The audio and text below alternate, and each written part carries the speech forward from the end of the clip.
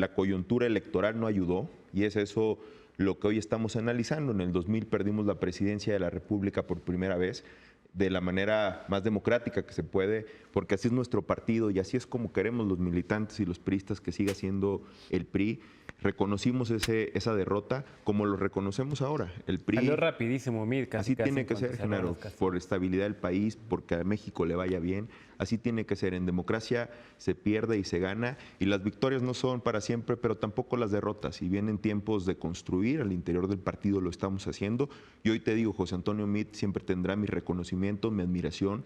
Lo conocí en esta campaña, sin duda le toca coyuntura adversa, difícil, y no logró concretar su proyecto de nación, pero es un ser humano ejemplar y un servidor público honesto y congruente. Te vimos a lo largo de muchos eventos muy cerca del candidato del PRI, ¿no? Eras de los millennials más cercanos al ahí estuvimos. Y ahora va a ser diputado, y ahorita nos platicas un poco cuál va a ser tu agenda. Pero entonces para ti tiene que ver con el tema de que un movimiento social se gesta en México. Sin duda, se gestó y no fue de manera violenta. A Morena no lo interpretan como un partido político, la gente en su mismo nombre está, Movimiento de Regeneración Nacional. Vendrá un enorme reto para Morena, para Andrés Manuel López Obrador, a quien le deseo de todo corazón que le vaya bien, para que le vaya bien a México. Te va a tocar ser contrapeso. Vamos a hacer oposición, sin duda, pero responsable. Nunca nos vamos a oponer, como nunca lo hemos hecho, a las cosas que afecten a México. Siempre y cuando sean para bien de México, ahí estaremos como oposición responsable, pero tampoco seremos tapete, ni vamos a permitir que en esa delgada línea en lo que divide tener a una dictadura, a un presidencialismo absoluto, ahí estará el PRI siempre demandando que se cumpla primero lo que prometió y que se vea por el bienestar de México. ¿Algún crítica de tu partido? Hemos estado haciendo muchos análisis. Ayer tuvimos reunión, en los días anteriores, reunión con los gobernadores, con los sectores, con las organizaciones. Reconozco el papel de René Juárez y Claudia Ruiz al frente del partido en un momento tan difícil. Y lo que hoy estamos convocando primero es a la unidad, al análisis real, desde muchos puntos de vista. Fue muchos factores los que influyeron en esta elección, los estamos analizando. A partir de ese análisis, como jóvenes lo vamos a decir, lo vamos a exigir, tiene que haber una profunda transformación en el PRI, y no solo cosmética, no de maquillaje, sino profunda, real. Cuando ingresé al PRI, ingresé por la mística, porque era un partido cercano a la gente, era un partido que atendía las causas en las colonias, y creo que con el tiempo nos fuimos desdibujando. Hoy tiene que regresar a ser ese partido, el partido de la gente, el partido cercano y el partido mayoritario en México. Fer Caso, tú fuiste una pieza fundamental de la campaña de Margarita Zavala, de la creación de su candidatura independiente, pero eres panista y naturalmente para ti el candidato tendría que haber sido Ricardo Anaya. ¿Por qué perdió Ricardo Anaya? Bueno, yo creo que lo primero que tenemos que analizar es el triunfo de López Obrador a la sombra de la corrupción de estos 6 años de gobierno. No se puede deslindar un triunfo de esta magnitud de lo que vimos en el gobierno federal, en gobiernos estatales. Y creo que ese sería el primer análisis, ¿no? El descontento social generado por un tema muy claro que se llamó corrupción. Y en segundo lugar, pues sí, campañas fracasadas, ¿no? Los dos candidatos principales de oposición, José Antonio Meade y Ricardo Anaya, fueron incapaces de poner un solo tema sobre la agenda. Más allá de los ataques de corrupción que se hacían entre ellos, fueron incapaces de generar agenda, de poner propuestas disruptivas, y creo que no lograron conectar con la problemática que a la ciudadanía le importaba, ¿no? No lograron hablar de temas de injusticia social, no lograron hacer creíble un mensaje contra la desigualdad, contra la pobreza, contra la propia corrupción. Creo que no supieron leer tampoco las encuestas. Creo que las encuestas tienen 3 objetivos o 3 funciones, ¿no? En primer lugar, deben darle información a los ciudadanos para tomar decisiones. En segundo lugar, creo que tienen que darle información a los propios equipos de campaña para tomar decisiones internamente y sobre sus mensajes. Y en tercer lugar, y en último lugar, como artículo propagandístico. Creo que los dos se dedicaron a usar las encuestas como artículo propagandístico, y lo peor es que mandaban a hacer encuestas que decían lo que ellos querían escuchar y luego se la creían. Y entonces no hacían las modificaciones que tenían que hacer hacia adentro de sus campañas. No vimos cambios radicales de mensaje, vimos ahí un pequeño cambio dentro del PRI, pero tampoco vimos que hubiera cambios de coordinadores de campaña, de estrategas. Es decir, veían cómo las tendencias se iban abriendo, cómo había una brecha que se iba ampliando, y sin embargo no los veíamos tomar decisiones, ¿no? Una reacción muy rara de parte de ambos, no vimos grandes golpes de timón, y creo que en ese sentido pues dejaron mucho que desear, tanto ellos como los tomadores de decisiones en los partidos. ¿Qué le dirías a quien te dijera que perdió a Anaya porque Margarita no lo apoyó? porque dividieron al PAN. Me parecería que es un análisis muy simple, sin duda fue parte de, ¿no? Como la división interna que se dio en el partido, no únicamente con Margarita, sino con muchos de los liderazgos y elementos valiosos que se fueron hacia Morena, hacia el PRI, en la campaña de Margarita. Creo que esta incapacidad de generar consensos internos es sin duda uno de los puntos a reflexionar dentro del partido, sumado a muchas otras causas, ¿no? Como decía, no saber leer el momento, no poder hablarle con un mensaje claro a la gente de los problemas en los que estaba preocupados, ¿no? Estaba hablando de tecnología y de innovación cuando la gente estaba preocupada por problemas muy básicos, como que te matan en la calle por la desigualdad que estamos viviendo. Creo que no se puede atribuir a un solo tema.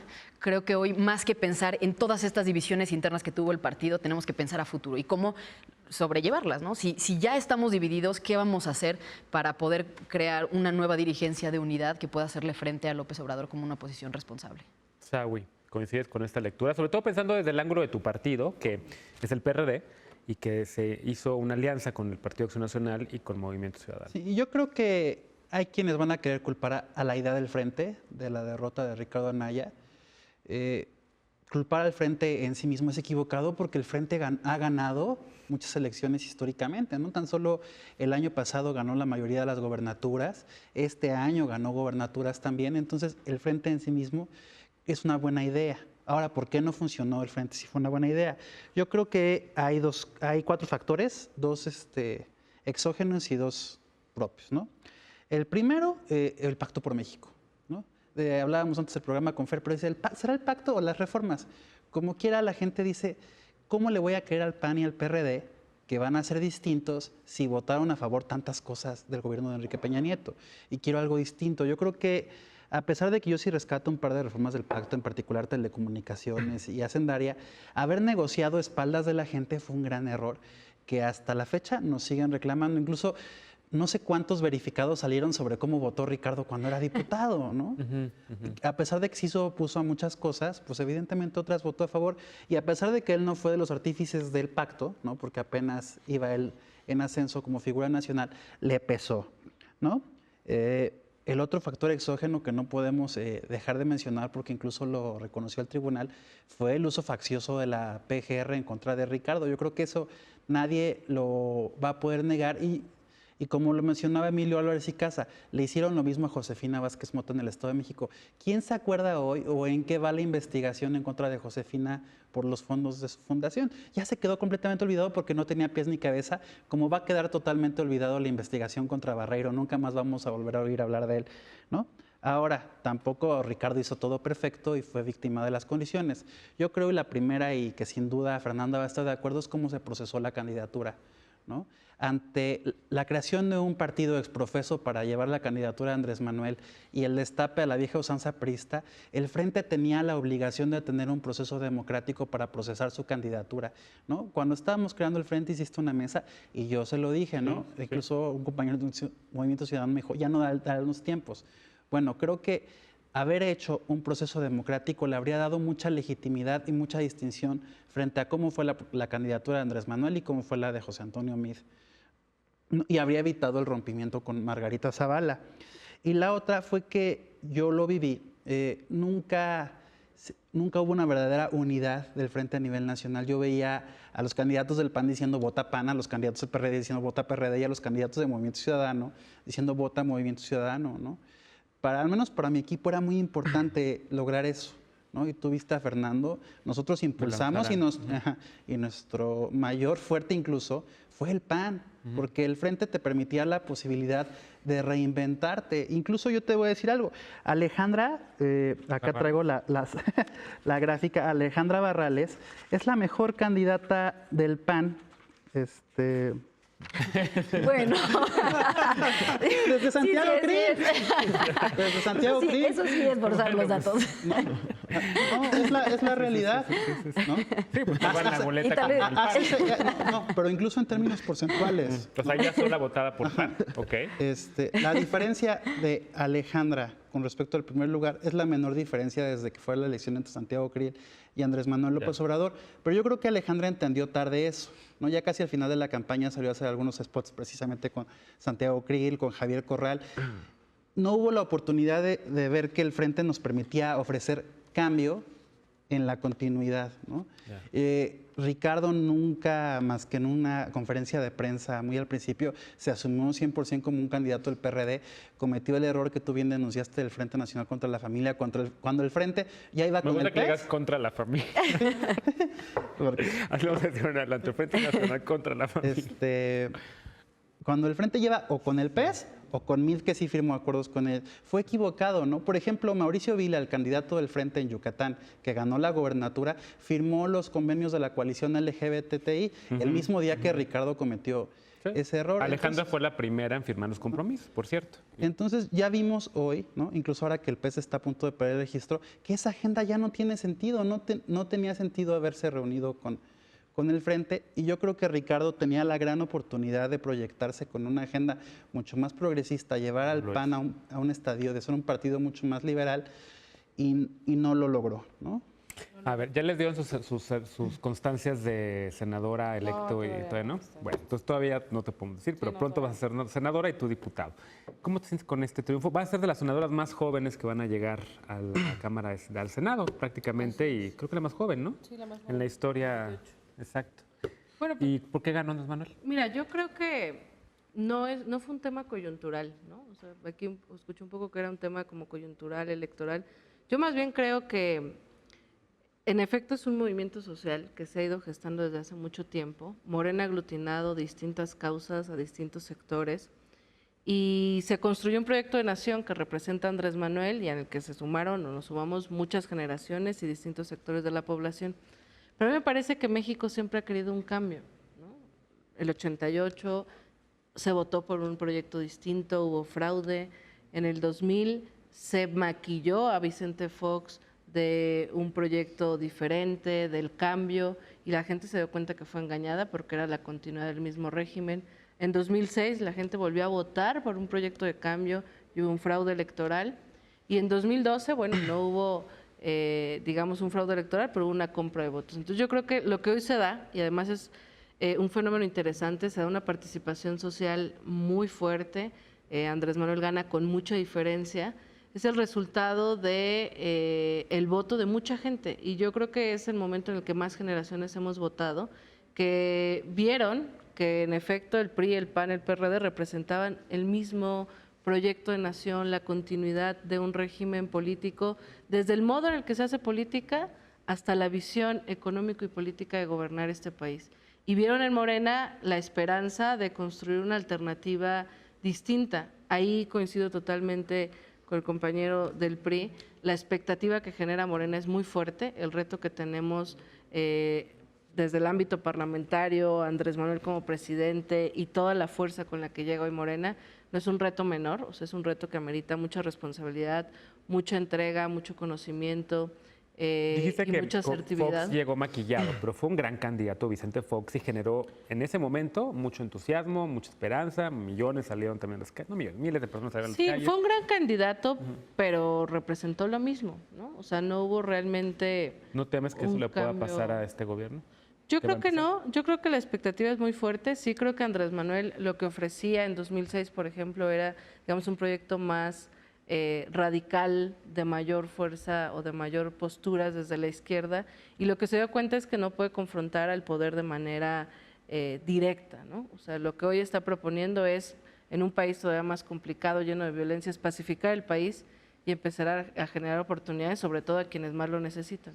Y me parece que hay una palabra clave que le ha dicho: necesitamos la reconciliación de nuestro país. O sea, no es poca cosa que hoy Morena sea la primera fuerza política, que por primera vez en mucho tiempo Morena sea mayoría, o más bien el PRI deje de ser mayoría en los el Senado. congresos, ¿no? No es poca cosa tampoco que la gente se desborde en las calles. Se ha visto cómo Andrés Manuel se está transportando hoy en la ciudad para ¿No te da conferencias de miedo prensa, eso? etcétera. ¿Cómo se transporta? No, ¿No te preocupa? yo creo que es parte de una filosofía distinta. Yo creo que lo dije también en esta mesa, ganara o no ganara Morena, esta coyuntura electoral iba a romper esquemas, iba a modificar el sistema político. Y creo que eso es lo que nos toca, y además que esta es una mesa joven, nos toca pensar qué fue lo que comunicó la gente a través del voto, más allá de los conflictos Ganó internos, en todos los de las sectores posturas de internas. votantes, de edad. Sí, sí, sí. Entonces yo creo que nos toca pensar cuál es el mensaje de la gente. Creo que ninguno de aquí podemos negar que la gente en general tenía un hartazgo, tiene un hartazgo y un rechazo hacia los partidos políticos, hacia el gobierno, y el que hoy salgan a dar un voto de confianza no solo es la responsabilidad para Morena, sino para todas las instituciones políticas de cómo reconstruimos el sentido de hacer política y cómo modificamos incluso el modo donde en el que incida la gente. Creo que lo que nosotros vamos a enfatizar muchísimo es que la gente forme parte de las decisiones para que no se sienta traicionada, para que no se sienta fuera de las decisiones que se toman y para que la gente se asuma un actor principal de la democracia, que hoy fue lo que también parte de lo que comunicó, ¿no? O sea, yo tengo el poder y salieron pese a la compra del voto, pese a las campañas del miedo, pese a las mafias políticas que estaban enquistadas en algunas delegaciones, en algunos estados. Y la realidad es que yo creo que el análisis da para mucho y es esperanzador, pero todos los actores políticos tendremos que tener mucha responsabilidad con eso. Bueno, déjame hacer una pausa. Regresando ahora sí quiero que el diálogo entre ustedes, lo que quería era una primera impresión de por qué perdieron y por qué ganaron, pero evidentemente para lo que sigue, para la relación ejecutivo con un Congreso de mayoría, los riesgos y podría haber unos retrocesos para la democracia mexicana, etcétera. Ahí sí quiero que debatan, por favor. Pero no te vayas, regresamos después de esta pausa a la mesa de Sin Filtro de esta noche.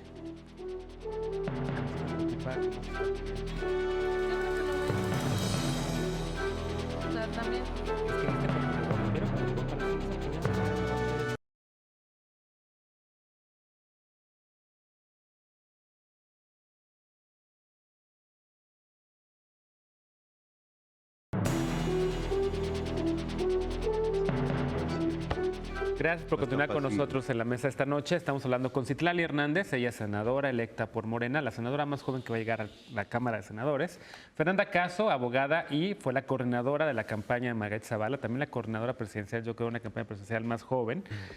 Con Pablo Angulo Briceño, militante del Partido Revolucionario Institucional, también diputado, también muy joven que va a llegar a la Cámara de Diputados. Saúl Vázquez Torres, militante del Partido de la Revolución Democrática, también un joven que desde muy chiquito empezaste a venir a esta mesa, ¿no? A ver, ¿cómo ven los resultados con un gobierno, con el presidente, Congreso, con mayorías avasalladoras de Morena y sus aliados, PT y Partido Encuentro Social? Empiezo contigo, Fer. Sí. A mí me parece que un gobierno que llega con esta expectativa, está bien que tenga todo a su disposición para generar los cambios que prometió y que no tenga pretextos, ¿no? Porque prometió mucho y la gente espera mucho y espera resultados inmediatos. Yo quiero ver que en el primer periodo legislativo aprueben una fiscalía que sirva, tanto para fiscal general como para fiscal anticorrupción, que se metan a reducir el presupuesto de los partidos políticos, que eliminen la bolsa discrecional de los diputados, de los senadores. Es decir, todas estas cosas a las que se comprometieron frente a la ciudadanía. ¿No? El tema del aire. No es nada más ella.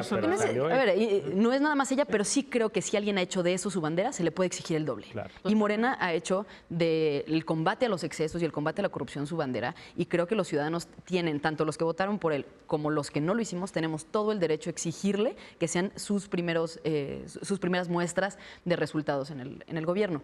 En ese sentido, a mí no me parece un enorme riesgo, como todo el mundo ha dicho, que no tenga contrapesos. El otro día lo decía Andrés Layuí, creo que tiene razón. Dice, bueno, los sistemas parlamentarios, en esencia, son mayorías en el Congreso que ponen a un presidente del Ejecutivo, un titular del Ejecutivo.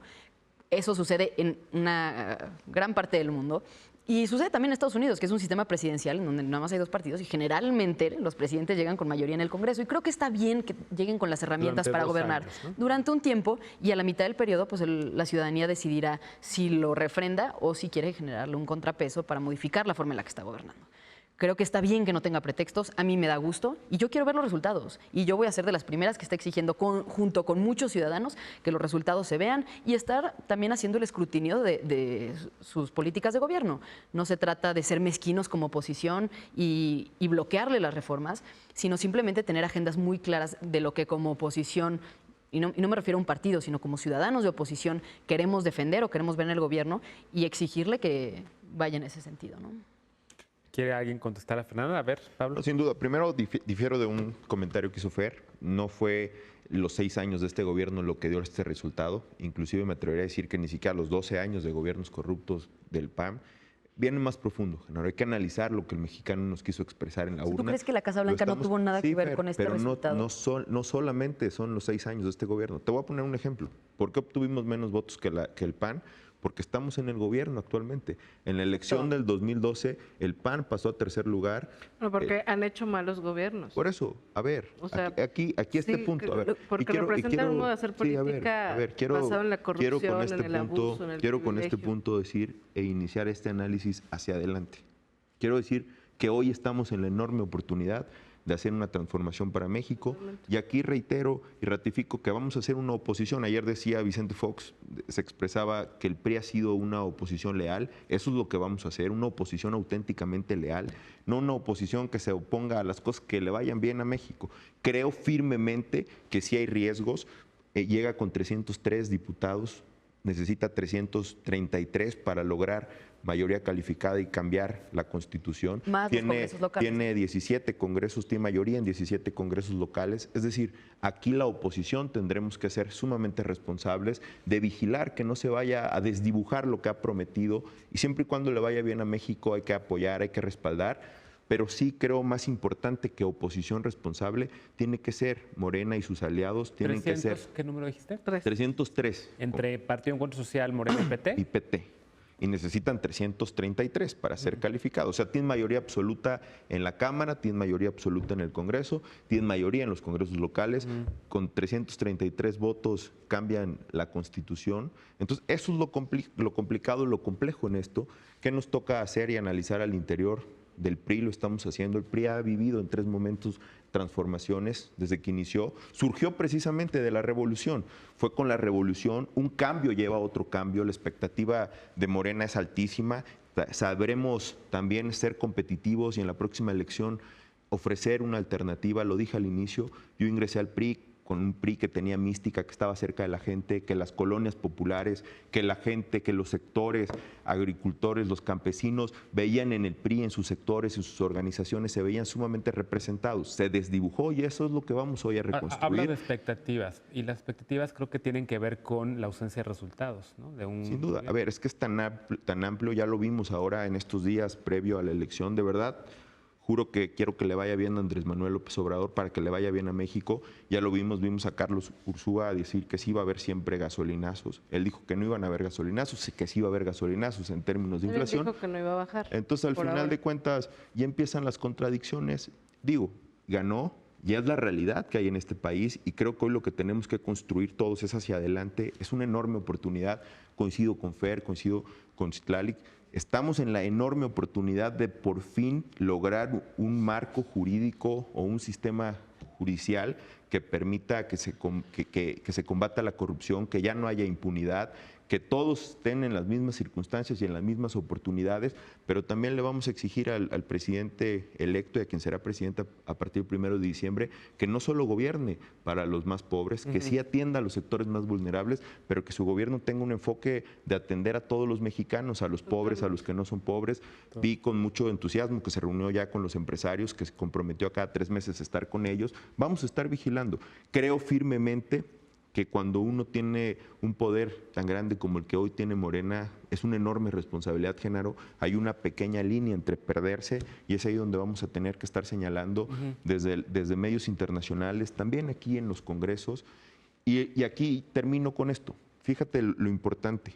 Hay 12 estados gobernados por el PRI, 12 por el PAN, el resto está entre Morena y PRD.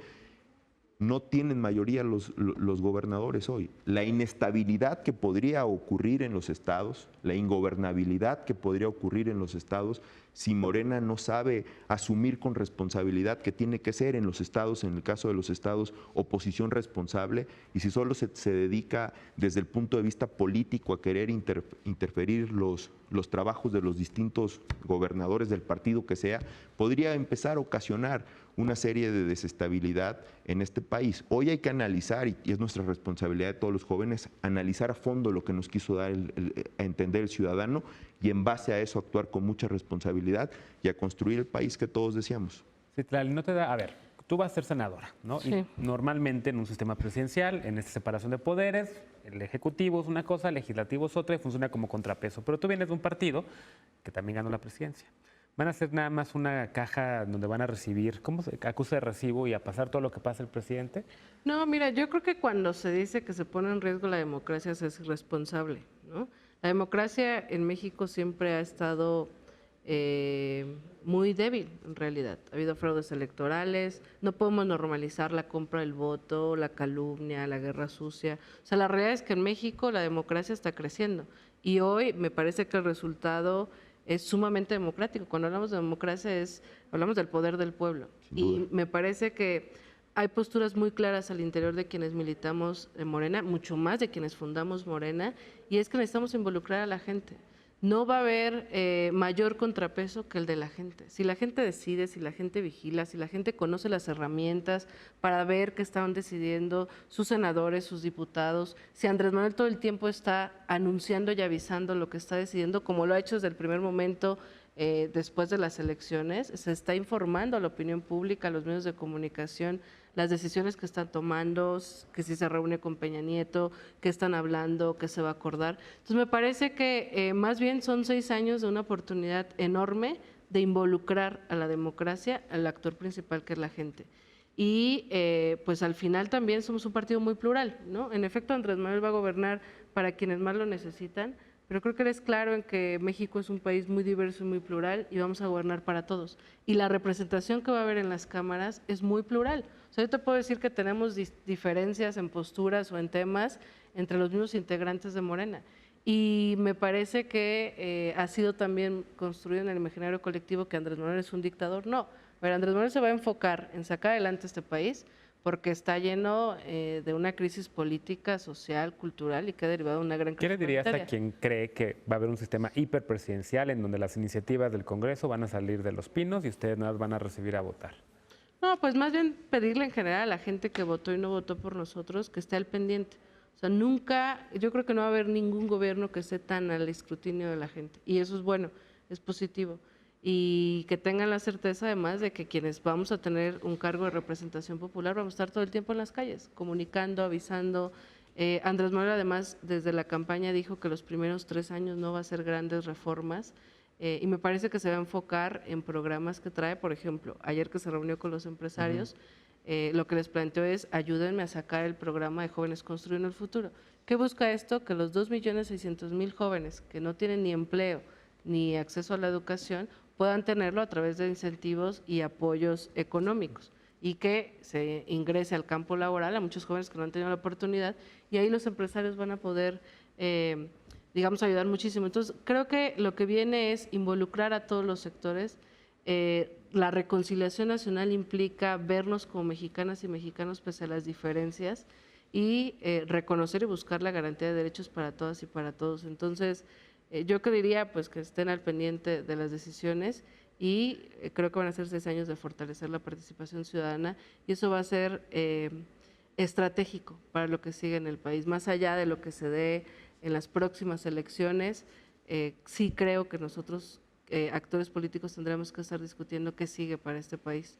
O sea, Wiffer dice no hay que preocuparnos, así empiezan, hay que estar vigilantes. Acá hay Yo, que la contrario a lo ver. que postula Pablo Citlali, si bien fue una derrota del PRI, fue una victoria del priismo, ¿no? A mí me parece muy simbólico esta imagen de Manuel El Espino, oráculo de Manuel. ¿no? Morena busca, consciente o inconscientemente, convertirse en un nuevo régimen priista. La victoria, y así como fue, pues hay que pensar por qué ganó Enrique Peña Nieto en el 2012, ¿no? Con 7 puntos de Ajá, diferencia. con 7 puntos de diferencia, porque la gente, quieras o no, dijo este experimento de la transición democrática no está funcionando, ¿no? La explosión de la violencia con Felipe Calderón fue muy fuerte. Andrés Manuel no supo reponerse en esa elección de lo que había sido la crisis postelectoral del 2006 y dijeron regresemos, ¿no?